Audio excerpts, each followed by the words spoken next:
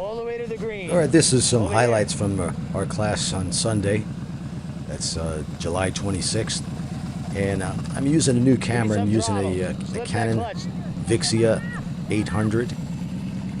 And I found out that it's a great camera, but the image stabilization on it is not very good, so there's going to be some shaky camera stuff here. I apologize for that. There's nothing I can do about it now. I didn't realize that until I'm actually watching the video.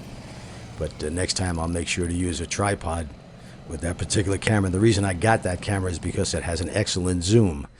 And here's a drone shot. This is the offset cone weave, and you could definitely see the S-shaped turns the riders are making. That's what you need to do in this exercise. The bike is never going straight. In fact, there aren't any exercises in our class where the bike is going straight. It's either turning in one direction or another.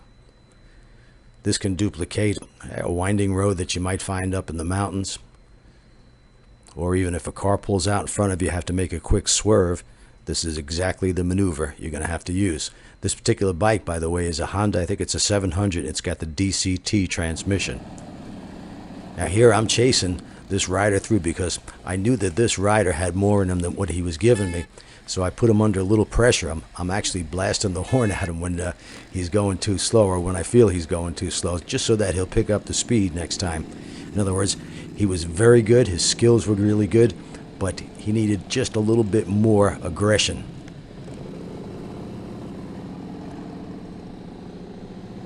And again, here's the drone shot.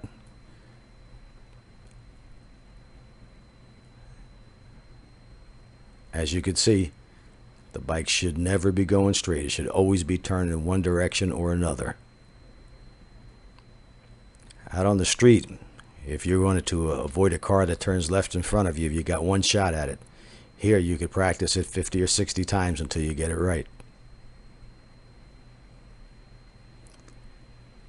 The only problem with the drones is there's, of course, no sound to it, so you have to listen to my voiceovers.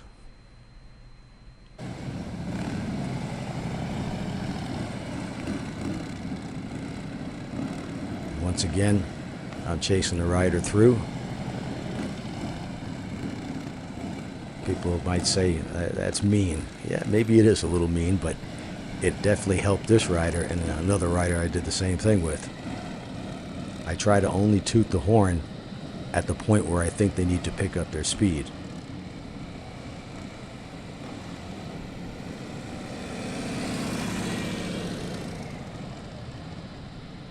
We always want to push our limits. This is where we want to push the limits.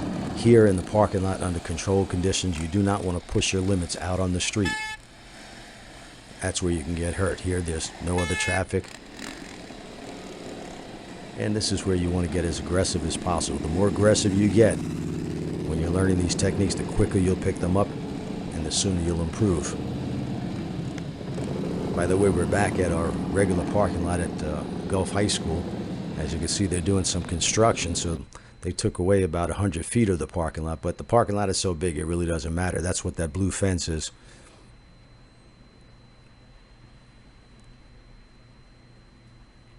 Once again, chasing him through, tooting the horn occasionally when I think he should be able to pick up some speed.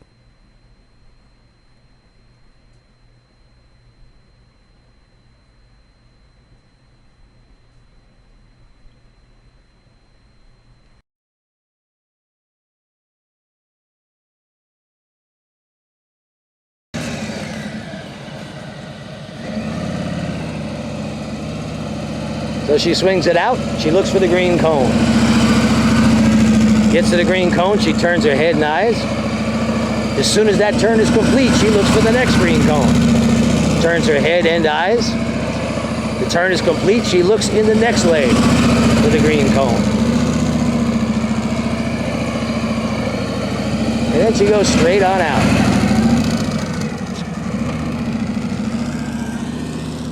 Any questions about that?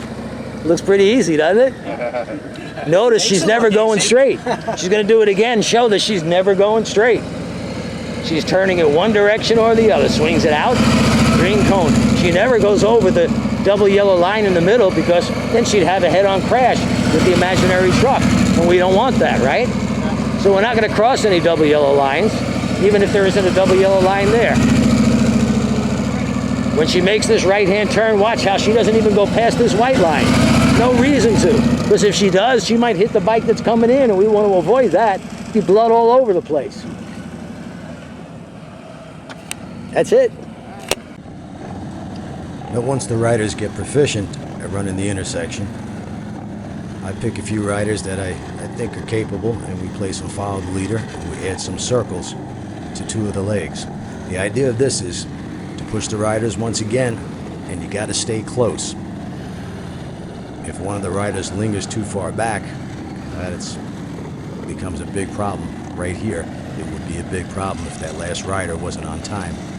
So you stay as close as possible, run through the exercise with all the riders, and then we'll switch again with some different riders. Now, we had 7 riders in this class. How many do you want? 2 of You them gotta let 'em know. All right. didn't do very well, so Five. I didn't include them in this Five because it could be bikes. dangerous. 1, I know 2, who should be 3, 4, 5. pushed and who shouldn't be.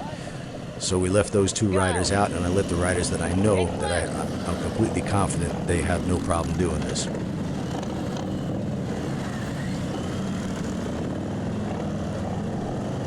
Again, the idea is to stay nice and close, because if you get too far behind, you might make it through the first circle, but when you get into the next leg, we're going to do a circle. If that last rider is too late, it creates a problem. That last rider's lingering just a little bit. I had to slow down to make sure that he got into the lake before.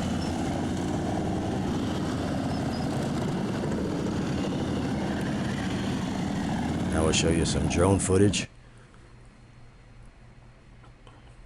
It looks so pretty when you're actually doing it right, when you're riding the motorcycle the way it was designed to be ridden.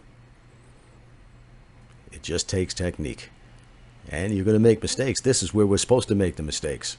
Under controlled conditions in a parking lot, not out on the street. You make a mistake on the street, it could be the very last mistake you ever make. Here we're at the dreaded snowman. This is what most riders find the most difficult exercise because there's so many cones in a confined area.